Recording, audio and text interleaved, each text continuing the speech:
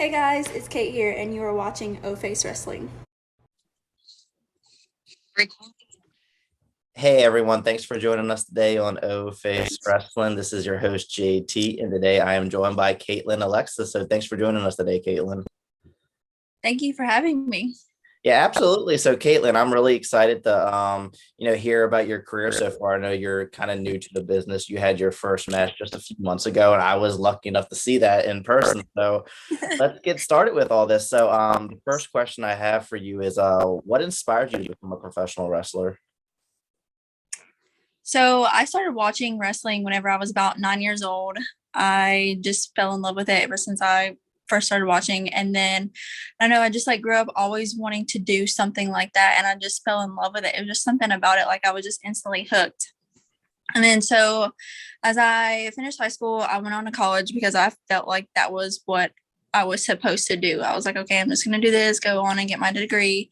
And then after I graduated from ETSU, I was like, I really didn't know exactly still what I wanted to do. I just felt like I wasn't really happy and I wasn't doing what I was meant to be doing. And so finally, there was a girl that I worked with back home, my hometown. She knew my love for wrestling and knew how much I wanted to do it. It's actually White Lightning's daughter.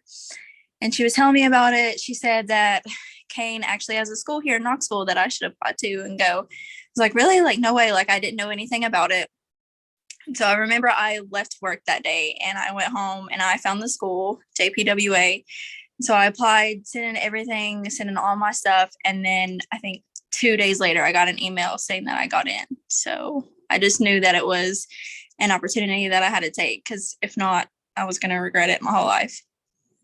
Exactly. Like I feel like wrestling, like there's been wrestlers who have trained at, an older age, late 20s, early 30s. Like it's been done before, but I feel like it's the kind of career that it's best to start early because it's very brutal on your body and it takes a lot of time and dedication to go through the training and everything like that. So I feel like it's definitely best to do it young and everything like that.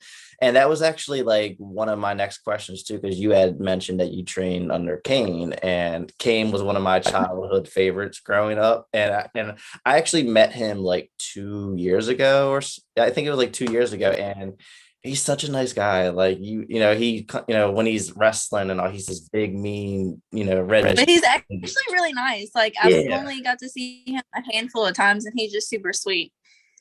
That's always just like really intimidating though because he's just so big.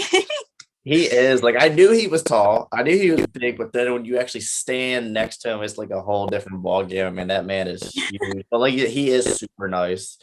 And like the So convention nice. I met him at, it was like they had an issue with like the heat, and it was just really hot in there. And he had his mask on. You could see this big old sweat spot on his back, but he's such a good sport and just still super nice. And like it was a great experience. But just like I just got to know, like how was training in his school? Like tell me a little bit about that.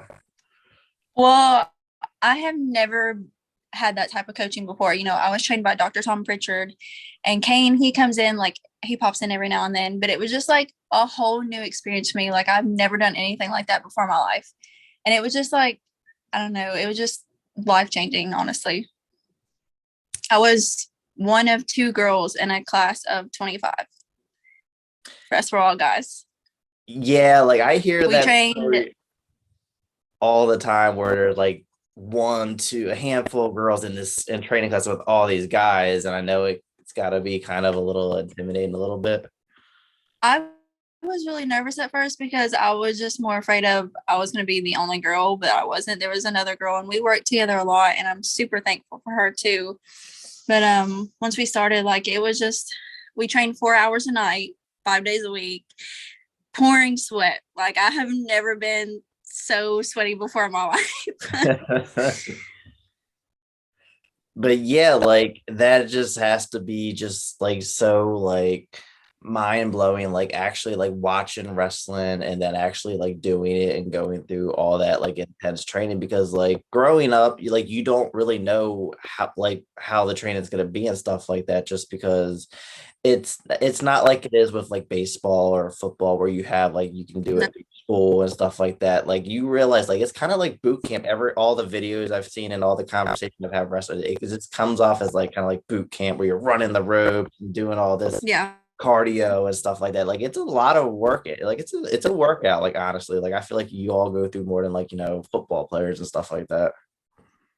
Oh, absolutely. Like you can do as much cardio as you want in the gym, but nothing compares to being in ring shape. And Dr. Tom is really good about getting people in ring shape too. Exactly. And like there's been plenty of people who've gone from football to wrestling and they just, didn't make it because it's just a lot. Like It's it a whole different ballgame. exactly because you're getting slammed on these mats and getting bruised up just running the ropes and stuff like that. Like it's just crazy everything that y'all go through. You don't actually believe it until you're actually in there. Like you realize how bad, like I remember like the very first time I ever hit the ropes, I was like, oh my gosh, it hurts so bad. And I would come home from training every night and have like massive bruises down my side. And I'm like, that's just from the ropes. Yeah, and like the thing is you don't realize as a fan watching on TV, but when you all get like slammed on the mat, that's loud. Like I never realized like it's just pure like wood under there. I always thought it was Just like plywood underneath. cushion. Yeah, and like when I every time I go to an event, I'm always front row and I always was like, it is so loud. I'm like, God, it's just like a body slam. Just I know that has to be so painful. You just gotta tuck your chin and just take it. Yeah, exactly. So now for my next question, is there any like particular wrestler that you look at as kind of like inspiration of kind of like how you're gonna do it? Because like when I was growing up, I played baseball and there was always like Chipper Jones. I love Chipper Jones. I always tried to be like him. So for you, is it that kind of like that same way with any particular wrestler? My biggest inspiration growing up was always Trish Stratus. I wanted to be somebody like her. She's kind of like who helped bring me into this. So for sure. Yeah. Yeah, you can't go wrong with Trish. She was very like revolutionary during her day because she started out as the valet and she was kind of like the eye Mhm. candy. She went from that to like main event and Raw with Lita and just having all these great matches and feuds with so many different wrestlers. Like she really helped. She was one of those wrestlers who really helped change the game and get people into wanting to watch women wrestle versus all the brawl and panty matches they used to do back in the Attitude Era. Like she Yeah. really helped, push for that next level in women's wrestling. Oh, absolutely. So now my next question I got for you. So obviously like one of the exciting things in wrestling is stipulations. Everyone loves a good stipulation match, Hell in a Cell, cage, Ring of Fire, no holds barred, just all this crazy stuff. Is there any particular like stipulation match that you just really want to tackle on in the future? Oh gosh. I have no idea, honestly. I'm at 2 matches right now, so we're doing like baby steps. But I don't know. I hope to do like something like Hell in a Cell maybe someday in the like the near future whenever I feel completely ready for something like that. But I don't know. We'll find out. So Yeah, it's definitely something that it is something exciting to do, but at the same time, it can be very scary because some of these matches are just crazy. Like I saw this match on Facebook. It was like in Japan or something like that. They had a fish tank with piranha in the middle of the ring, and I saw the guy throw a guy in there, put like a cardboard or like a wood over top of it, and sat on it, and you could see like the fish like biting him and like blood. I was like, oh my oh, goodness, oh like my god. yeah, like you couldn't pay me enough to do that kind of crazy stuff. Yeah, some of it can be really wild. Yeah, definitely really wild. I feel like in other countries they kind of like take it to in the next level. You don't see that kind of stuff in America, but yeah, there's definitely a lot of crazy stipulations out there. Some I'm still learning to this day. Like people will tell me about these stipulation matches. Like I never heard of it. One of the wrestlers I interviewed recently told me about like a match with no ropes on the ring. Like never heard of that. Like I forgot what I've it was called, never but heard of that before. yeah, I never heard of that too. I forgot the name, but like yeah, I was like that's kind of interesting. So being early in your career, like you said, is there any particular wrestlers out on the indies that you're like really want to get in the ring with? um, I've seen Layla Great work a couple of times, and I definitely would love to be in the ring with her one day. Casey Lennox is definitely on my list. Um, I don't know. I know that like those are my top two for sure. Yeah, that would definitely be some great matches right there. I've actually had them both on the show in the past, and they're both great, women, great wrestlers. I've seen them throughout the indies. I know what's her name? Layla Gray. She's been in AEW and everything like that too. So I mean, they're both breaking a lot of ground. So that would be fun to see you go toe to toe with them as well. Now, my next question, I had seen this on your bio, and then when I started like looking at some of your stuff, I realized like this isn't just like a little hobby. It seems like this is like kind of like big. So you like the hula hoop. When I saw that on your thing, I thought that was like a little silly thing that you were just saying, oh, I like the hula hoop. But no, you were like doing it like professionally and like doing it with one leg and stuff like that. I was like, wow, like I didn't know like you can like kind of like do that stuff. I always looked at it as like, like kids doing it, just around Yeah.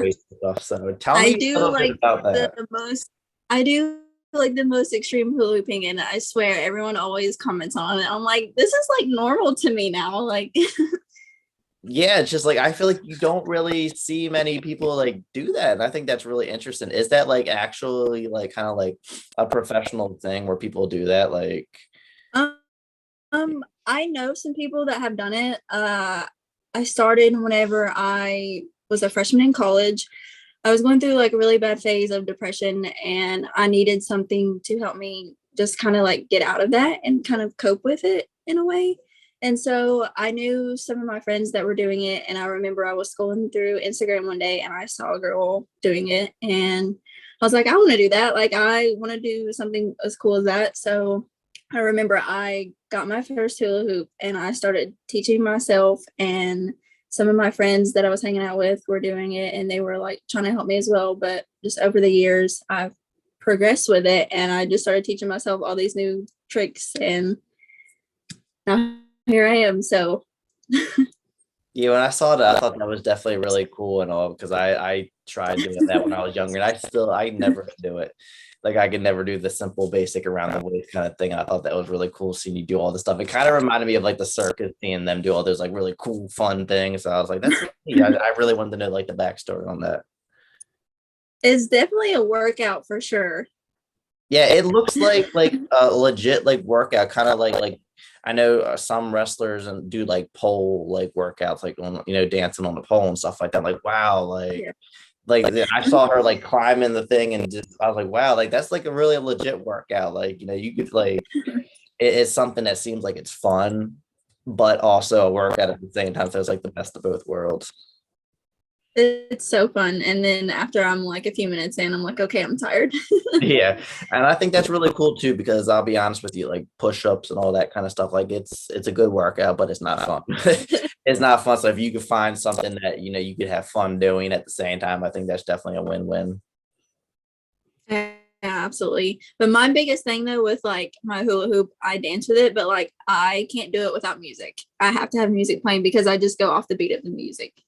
Oh yeah, for sure. Like anytime like I do anything athletic and stuff like that, I feel like music's always kind of like gets you really going and stuff like that and gets you into the rhythm and stuff like that. Like yeah, you can't work out without, music. I feel like it's just boring if you're doing it in silence. Yeah.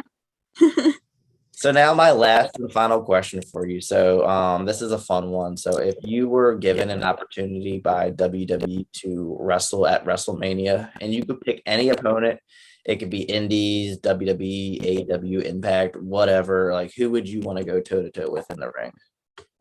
Oh gosh, that's a really tough one. Uh my pick would be between either Sasha Banks or Thunder Rosa for sure. Oh, I like those a lot because you can't go wrong with Sasha. Like I've never seen her have a bad match. She just every match she has is just electrifying. And then Thunder Rosa is also a wrestler I've never seen have a bad match. And I actually learned this about her. She's only been wrestling for like 6 or 7 years, and she's already like Yeah, incredible. incredible. Yeah, she's just accomplished so much, and she cares so much about the women's wrestling and stuff like that. So I feel like any match with her would be great as well, and like either one of those matches would be fun to see. For sure. So, Caitlin, yeah, that wraps up all the questions I had for you on this interview. So I just have to thank you so much for joining me today on Oafish Wrestling. Thank you so much for having me. This was actually my first wrestling interview. So Yay! I'm glad to be your first interview. So that's really cool. So yeah, Caitlin, did you want to share your social media with all the listeners so they know where to find you at? yes, my Twitter is actually at the Kate official, and then my Instagram is official_Kate, and then two more underscores. All right, so make sure you follow Caitlin on Twitter and Instagram. I will put the links to both of her social media platforms in the description below. Also, make sure that you all follow us on Instagram, Twitter, Facebook, TikTok. Give us a sub here at YouTube, and thank you all for tuning into Face Wrestling, and have a great night. Thank you.